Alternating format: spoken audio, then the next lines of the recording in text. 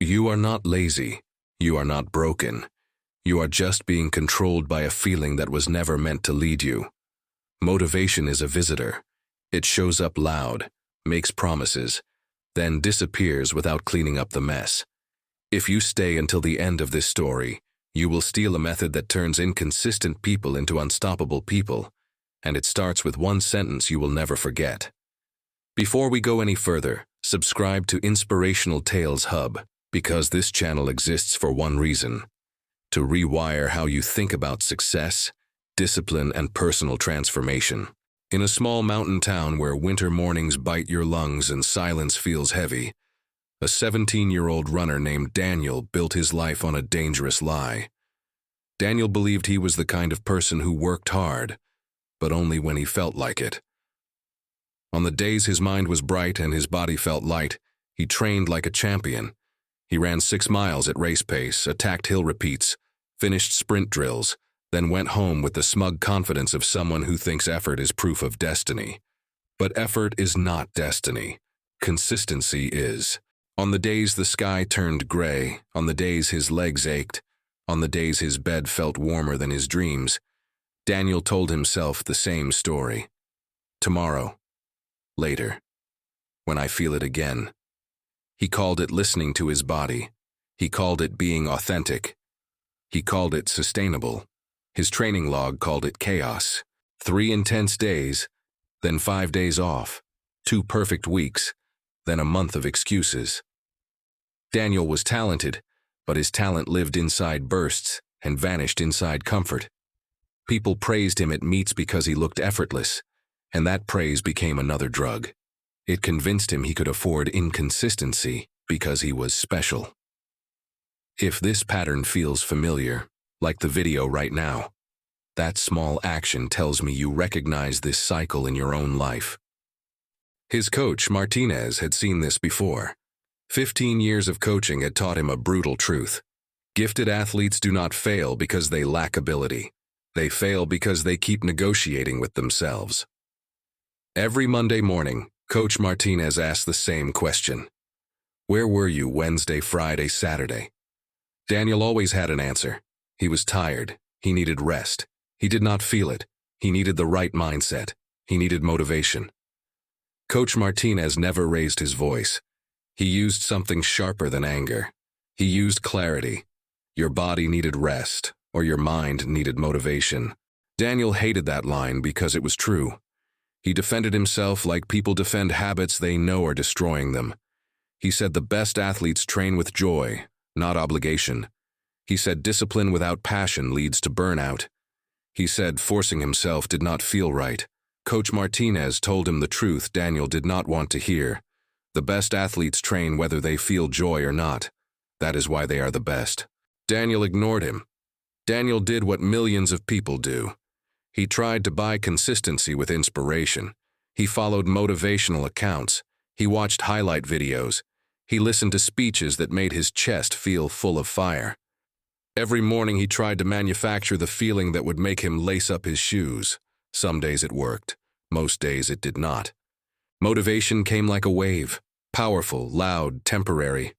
Daniel surfed it when it arrived and sank when it left. He never realized the wave was not carrying him forward. It was dragging him in circles. Then the lesson arrived wearing an ordinary face. 4 months before the biggest race of the year, a new student transferred into Daniel's school. His name was Marcus Chen. Marcus did not look like a champion. He was not tall. He was not built like a sprinter. His early times were decent, but not impressive. No one whispered about his natural talent. But Marcus did not have Daniel's problem. Every morning at 5:30 a.m., Marcus was on the track. No audience, no hype, no perfect weather. Rain or shine, cold or heat, Marcus moved. Every afternoon at 4 p.m., Marcus was back again. Daniel noticed him at first, like you notice someone doing something irrational. He thought Marcus was overdoing it. He assumed Marcus would burn out. He assumed Marcus could not keep going without passion. Daniel did not understand that Marcus was not powered by passion. Marcus was powered by a decision. Weeks passed. Daniel trained brilliantly for stretches, then disappeared again. Marcus never disappeared.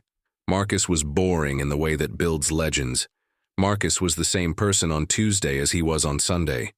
His secret was not a secret at all. He showed up. Then came the regional championship, the race that decided who would qualify for state. The gun fired. The pack surged. The crowd roared. Daniel did what talent does best. He floated to the front. His stride was smooth. His breathing was controlled. He felt alive. He felt gifted. He felt chosen.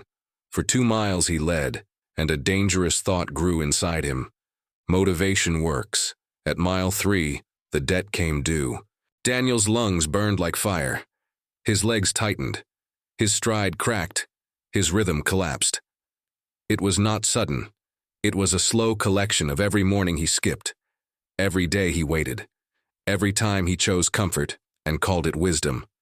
He tried to push harder, but his body did not recognize the command, because he had not trained it to obey when it was uncomfortable. Then Marcus passed him, not like a sprinter exploding forward. Marcus passed him like a machine continuing its program, steady, relentless, controlled. Marcus looked calm because his suffering was familiar. He had practiced it. Daniel tried to respond, but nothing answered. 2 more runners passed him.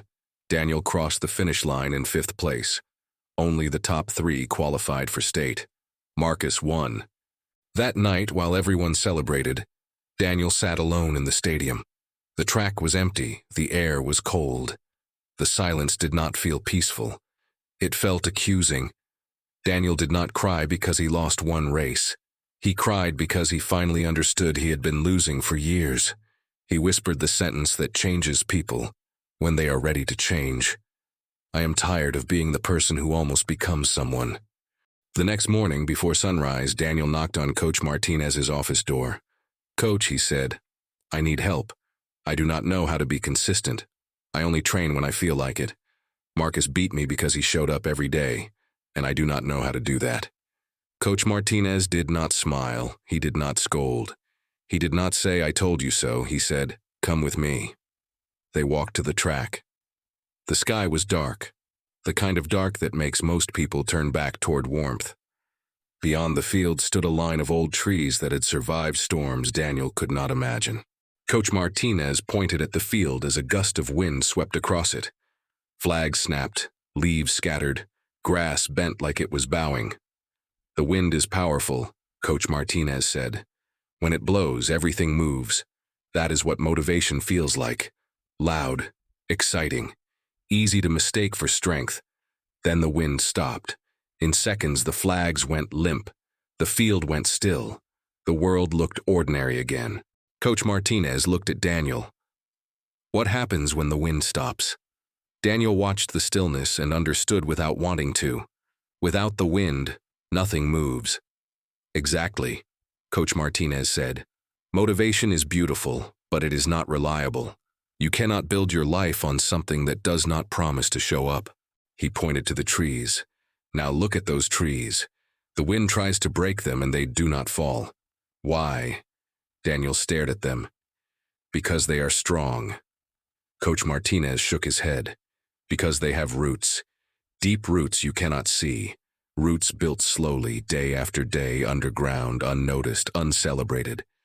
Coach Martinez stepped closer and his voice sharpened into something Daniel felt in his bones. Discipline is those roots. Nobody claps for roots. Nobody posts roots on social media. But when the wind disappears, roots are what keep you standing. Daniel swallowed hard. Coach Martinez pulled out a training calendar. 90 days. Here is the protocol, he said. Same time every morning. Same time every afternoon. 6 days a week. When your brain makes excuses, you answer with one sentence. My roots do not negotiate with wind. Then you move. Coach Martinez handed him a pen. You will mark an X for every session you complete. Never break the chain. You are not chasing motivation anymore. You are building identity. Daniel looked at the blank calendar like it was a contract. He wanted to ask for a softer plan. He wanted to bargain. He wanted to promise he would try. Coach Martinez did not allow bargaining. He allowed only truth. You will not become disciplined by feeling disciplined. You become disciplined by showing up when you do not feel like it. Day 1, 5:15 a.m. Daniel's alarm shattered the dark. His body begged for bed. His mind offered deals. Skip today and start tomorrow. One day will not matter. Daniel remembered the stadium, the fifth place finish, the empty silence. He remembered the trees. My roots do not negotiate with wind. He got up, he trained, he marked the X. Day 2 came with the same resistance. He trained anyway. Day 3 came with rain that soaked through his clothes and turned the track into misery. Daniel hated every second. He ran anyway. He marked the X. The first 2 weeks felt like war, not against weather, not against fatigue, against the part of him that believed comfort was a right. His mind produced excuses like a factory. You are tired. You will get injured. You deserve rest.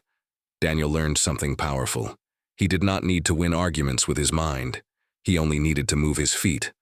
By week 3, something strange happened. Daniel started waking up before the alarm. Not because he was excited, because his body had begun to expect obedience.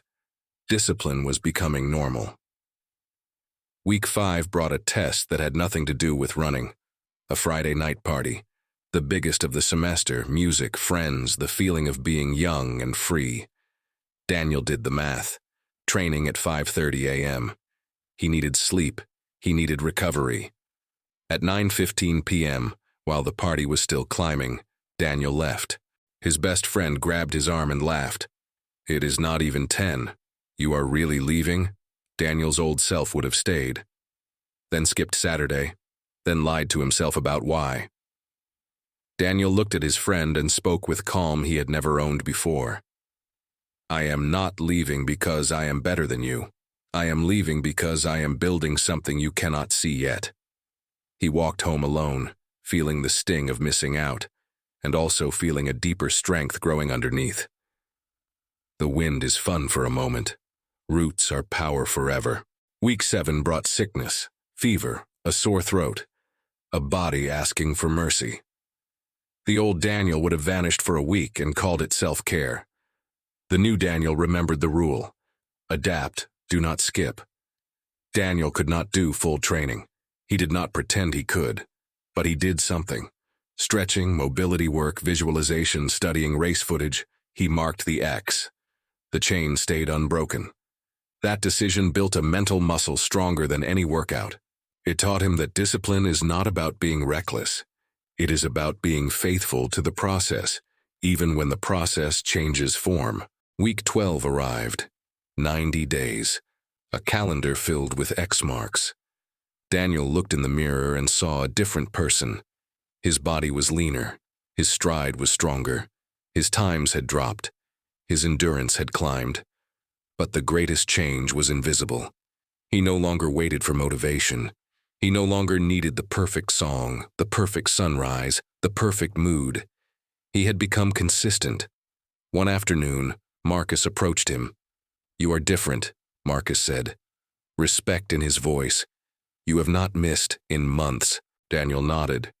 "You taught me something the hard way. You did not beat me with talent. You beat me with ordinary days I used to waste." Marcus gave a small smile. "That is the secret nobody wants. Everyone wants a breakthrough day. Champions are built on boring days." State championship season came again. Daniel stood at the starting line not as a more gifted athlete, but as a more dependable one. The race was brutal. At mile 4, pain rose like a wall. His mind whispered the old language, "Slow down. You have done enough. This hurts." Motivation did not show up to save him. Discipline did. 90 days of showing up when he did not want to.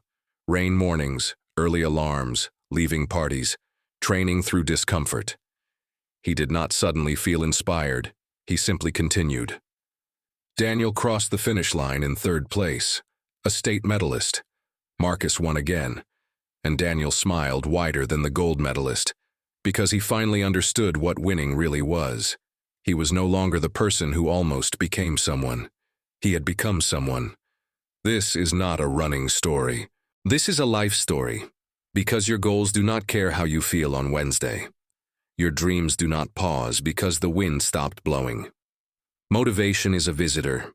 Discipline is a foundation. If you want to change your life, stop waiting to feel ready. Start building roots. Pick one habit. One, the smallest version that still counts. Do it at the same time every day. Mark the X. Never break the chain. Adapt. Do not skip. And when your mind negotiates, answer with the sentence that turns weak moments into strong identity. My roots do not negotiate with wind. If this story lit something inside you, like the video and subscribe to Inspirational Tales Hub, because this channel is for people who are done chasing feelings and ready to build foundations. Now go to the comments and write one habit you are committing to for the next 30 days. Not your whole life, not a fantasy. One habit, 30 days, a chain you can actually build. And if you know someone who keeps starting and stopping, share this with them. Not to shame them, to hand them the tool they have been missing. The wind gets the attention. The roots change the outcome. Build your roots.